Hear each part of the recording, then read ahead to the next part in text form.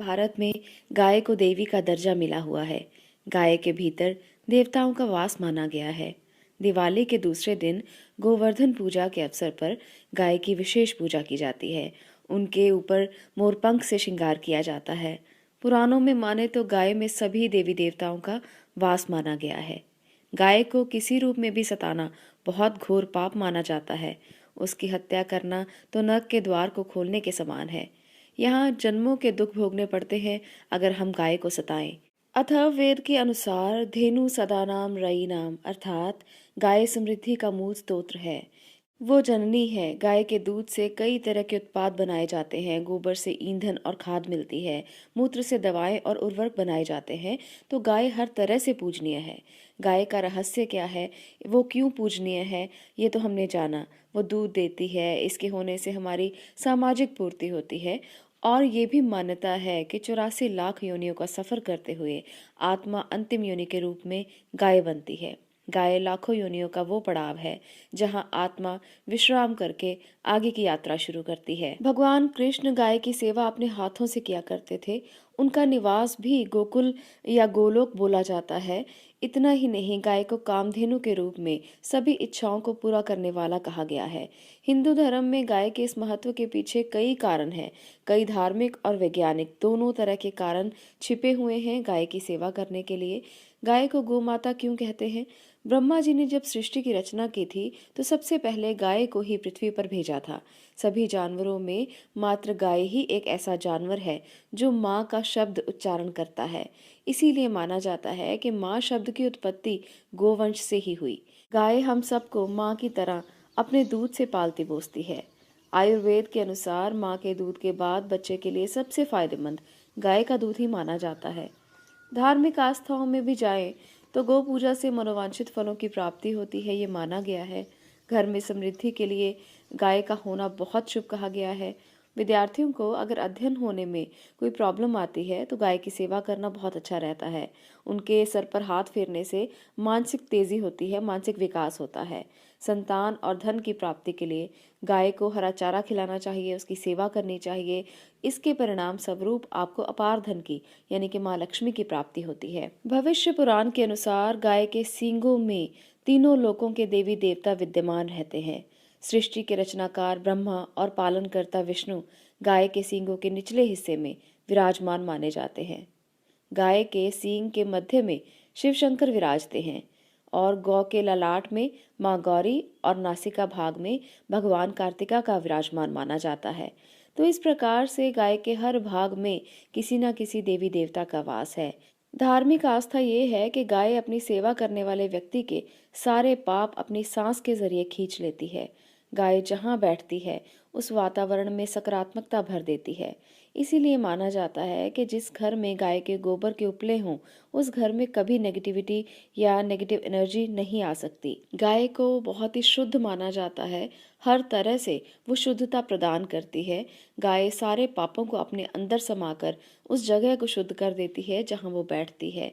एक तरफ जहाँ गाय का गोबर पवित्र कार्यों के दौरान घर को लीपने के लिए प्रयोग किया जाता है, वहीं दूसरी तरफ गाय के गोबर से हवन करने के लिए भी सामग्री बनाई जाती है। गाय के गोबर के लिए माना जाता है कि हवन करने पर आपके वातावरण में और घर के आसपास मौजूद कीड़े मकोड़े सब दूर भाग जाते हैं और वायु शुद्ध हो जाती है। गौमूत्र से कई तरह की दवाइयां बनाई जाती हैं। इसमें रोगाणुओं को मारने की क्षमता होती है। संसार का सबसे बड़ा धन गाय धन माना जाता है और हमारी नासमझी के कारण ये धन संकट में है। हमारे पूर्वजों ने गौ पालन पर क्यों जोर दिया था? कारण ये था कि गौ हमारी समृद्धि का प्रतीक है। गाय से ही मनुष्य की जाति में गोत्र का निर्माण हुआ। गाय के रहने के स्थान जिसे हम गोठान कहते हैं, वैदिक काल में उसे गौत्र कहा जाता था। ऐसे बड़े गौठानों का निर्माण गुरुकुलों में होता था, उसे गौत्र कहते थे। कालांतर में ऋषियों के यही कुल गुरुकुल गोत्र कहलाए और इनसे हिंदुओं में कुल खानदान की पहचान बनी। गौ माता सर्वदेवमयी है। अथर्ववेद में रुद्रों की माता, वसुओं की दुहिता, आदित्यों की स्वसा और अमृत की नाभि संज्ञा से विभूषित किया गया है गौ माता को। गौ सेवा से धर्म, अर्थ, काम और मोक्ष इन चारों तत्वों की प्राप्ति होती है। अगर हम गांव में 33 करोड़ देवी देवताओं की पूजा करना चाहें तो भी कर सकते हैं। उनकी पीठ में ब्रह्मा का वास, गले में विष्णु का वास, मुख में रुद्र का वास माना जाता है। ऐसा करने से संपूर्ण देवी देवताओं की आराधना केवल गौ माता की सेवा करने से प्राप्त होती है। शास्त्रों में ये भी लिखा गया है कि गौ सेवा से मनुष्य को धन, संतान, दीर्घायु प्राप्त होती है। गाय जब संतुष्ट होती है तो वो समस्त पाप तापों को दूर करती है। गोधन, गौ सेवा और गोदान ये तीनों ही बहुत महत्वपूर्ण है। गोदान करने से अक्षय स्वर्गलोक की प्राप्ति होती है।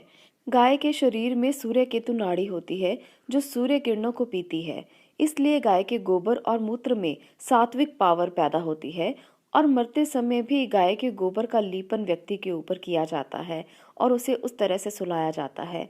तो इस तरह से गाय हमारे लिए जन्म से लेकर अंत तक हमारे लिए पूजनीय है। गाय का दूध धरती में अमृत के समान है। वो सर्वोत्तम पेय है और खाद्य पदार्थों में संपूर्ण और सर्वश्रेष्ठ आहार माना गया है। अमूल्य औषधि है। मनुष्य की शारीरिक, मानसिक और आध्यात्मिक शक्ति बढ़ाने वाला गाय का दूध और ऐसा कोई आहार तीनों लोकों में नहीं मिल सकता। तेज तत्व अधिक मात्रा में, पृथ्वी तत्व बहुत कम मात्रा में होने से इसका सेवन करने से व्यक्ति प्रतिभा संपन्न और तीव्र ग्रहण शक्ति वाला हो जाता है। गाय का दूध स्वादिष्ट भी होता है, सुपाच्य भी होता है, मधुर भी होता है, शीतल और स्मृति और रक्तवर्धक भी होता है। इसे आयुष कारक बोला गया है, जीवनी बोला गया है। गाय के दूध में जीवनोपयोगी और जीवन शक्ति प्रदान करने वाले गुण और रसायन पाए जाते हैं। आपको यहाँ पर मैं बहुत ही एक अच्छी जानकारी देने वाली हूँ जो बच्चों के लिए बहुत ज़रूरी है। इसमें प्रोटीन, कार्ब्स और उच्च श्रेणी के लैक्टोज होते हैं और ऐसी शर्करा पाई जाती है, खनिज पदार्थ पाए जाते हैं जो शरीर में सभी तरह के पोषक तत्वों को भरपूर रूप से देते हैं। ऐसा करने से अमीनो एसिड की जो हमारी नीड है वो पूरी होती है। अनाज, सब्जी, अंडा, मांस की तुलना में बहुत ही अच्छे गुणवत्ता पदार्थ इसमें पाए जाते हैं। रोज 250 ग्राम दूध पीने से शरीर की प्रतिदिन कैल्शियम की 75% की आवश्यकता पूर्ण होती है और बच्चों की विटामिन B12 की 40 से 60% की आवश्यकता पूर्ण होती है। वयस्कों की वसा की 25 से 30% की आवश्यकता पूर्ण होती है। तो अपने आप में ये अमृत है, अमृत से कम कुछ भी नहीं है। बच्चों के मानसिक विकास के लिए, बच्चों के शारीरिक विकास के लिए, आध्यात्मिक विकास के लिए गाय का दूध बहुत ही महत्वपूर्ण है।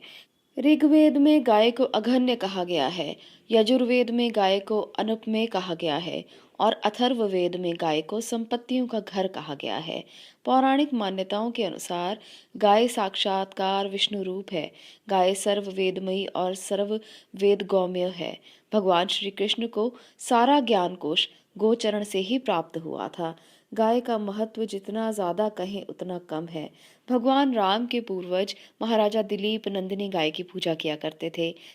इस समय भी श्राद्ध क्रम में गाय के दूध की खीर का प्रयोग किया जाता है क्योंकि इसी खीर से पितरों की सबसे ज्यादा तृप्ति होती है, ये माना गया है। तो पितृदोष भी दूर होते हैं गाय की सेवा करने से। इसलिए गाय की सेवा हम सब लोगों के लिए बहुत ज्यादा जरूरी है। गाय के पैरों की मिट्टी तक बहुत ज्यादा सकारात्मक होती है और ऐसे में आप किसी के साथ भी इसका उपाय कर सकते हैं। अगर आपके जीवन में समस्या है, अगर आपके जीवन में परेशानी है, आप किसी को वशीकरण करना चाहते हैं, किसी को वश में करना चाहते हैं, तो गाय के पैरों की मिट्टी का उपयोग बहुत ज्यादा रूप में किया जाता है। गाय के पैरों की मिट्टी से अगर प्रेमी प्रेमिका आपस में एक दूसरे को बस में करना चाहें, बस में करने का यहाँ पर मतलब ये है कि अगर आप एक दूसरे से प्यार की भावना को व्यक्त करना चाहें तो वो बातें समझ में आना शुरू हो जाती हैं। आपकी प्रेमी प्रेमिका आपस में एक दूसरे के साथ प्यार का व्यवहार करने लगते हैं। ये जो उपाय यहाँ पर मैं बताने वाली हूँ, ये पति पत्नी या प्रेमी प्रेमिका कर सकते हैं और किसी अन्यथा बाहर के व्यक्ति के लिए ना करें, क्योंकि गाय के पैरों की मिट्टी सकारात्मकता लाने के लिए होती है, ना ही नकारात्मकता लाने के लिए। तो इसलिए ये उपाय आप अपने ही पति पत्नी आपस में करें या प्रेमी प्रेमिका आपस में करें तो बहुत अच्छा होगा। ऐसे में आप गाय के पैरों की मिट्टी ले आएं और किसी को भी जिसको आप वश में करना चाहते हैं उसकी फ़ोटो ले लें और इन दोनों को इकट्ठा डालकर रख दें। अब आपने क्या करना है, आपने उस फ़ोटो को निकालना है और 221 बार ओम मंत्र का जप करना है। बस ओम ओम ओम इस तरह से आप बोलते रहें, 221 बार ऐसा करें। ऐसा करने से आपकी जो भी कामना है वो पूर्ण होगी और व्यक्ति आपके बस में रहेगा, आपसे प्यार करने लगेगा। आपके साथ जितनी भी शिकायतें हैं उनकी वो सब दूर हो जाएंगी। 7 दिन तक जप करें और किसी बाहर के व्यक्ति के लिए इसे बिल्कुल भी ना करें। इसका बहुत ज़्यादा ध्यान रखें और ऐसा करने से वो व्यक्ति आपके बस में होने लगेगा और इसके बाद 7 दिन के बाद धूल को ले जाकर कहीं भी डाल दें और उस फोटो को अपने पास रख लें। ये बहुत ही अच्छा तरीका है किसी को भी अपनी बात को मनवाने का। दूसरा तरीका यहाँ पर बहुत अच्छा एक और बताने वाली हूँ। अगर आपने अपने बॉस को बस में करना है, अगर वो आपकी बात नहीं मानते, आपके साथ बिना बात का झगड़ा करते हैं, आपके साथ बिना बात का गलत व्यवहार किया जाता है, तो आप ये उपाय करके देख सकते हैं। शनिवार के दिन आपको 7 गायों के पैर की धूल को एकत्रित करना है, उसको अपने सामने रखना है और ओम नमो भगवते वासुदेवाय इस मंत्र का जप 41 दिन तक 216 बार करना है। 216 बार रोजाना आपने 41 दिन इस मंत्र का जप करना है। उसके बाद उस गोधूल को एक चुटकी जिसको भी वश में करना है उसके सर पर ले जाकर डालनी है। तो इस उपाय को भी आप कर सकते हैं। ये उपाय हर उस व्यक्ति के लिए किया जा सकता है जिसको आप अपनी बात मनवाना चाहते हैं, जिसको आप कुछ भी समझाना चाहते हैं। बस नेगेटिव भाव से बिल्कुल ना करें। इसको करने से किसी का कोई नुकसान नहीं होगा क्योंकि गौ माँ है और वो हर एक को सकारात्मकता ही देती है। बस वो व्यक्ति आपकी बात को मानेगा अगर आपकी बात सही है। तो ऐसा करने से आपको उचित लाभ मिल सकते हैं। करके देखिए, ये बहुत ही बेहतरीन उपाय है। इन उपायों को आप करें ज़रूर, पर किसी को शेयर मत करें, किसी को बताएं मत, क्योंकि इनको बताने से इनकी सकारात्मकता और इनकी शक्ति कम हो जाती है। तो आप बताएं नहीं, आप अपने लिए करें और ऐसा करने से आपके जीवन में बहुत सारी चीज़ें परिवर्तित होंगी, चेंज होंगी, आपके जीवन में सकारात्मकता आएगी और आपका जीवन बहुत अच्छे से चलने लगेगा। इसको करने से आपके जीवन में सौभाग्य की प्राप्ति होती है, आपका जीवन अच्छे से चलने लगता है, आपके जीवन में पॉजिटिविटी आती है। आज के लिए इतना ही। वीडियो को देखने के लिए आपका धन्यवाद। अगर आपको ये जानकारी अच्छी लगी हो तो चैनल को सब्सक्राइब ज़रूर करें, वीडियो को लाइक और शेयर करना ना भूलें।